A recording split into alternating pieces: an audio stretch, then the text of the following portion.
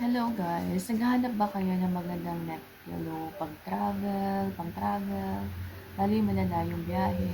Ito yung binili namin from Uniqlo. Ano? Miniso pala. So, ito is 179 pesos. Isa sa akin, isa sa asawa ko. So, kapag kailangan magbiyahe, commute, malayo, very comfortable. Lalo kapag yung sinasakyan mong bus or van or shuttle, hindi komportable yung upuan.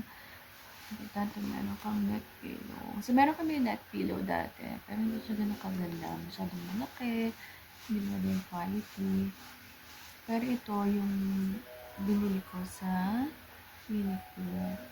Satisfied naman kami kasi maganda siya. 179 pesos naman.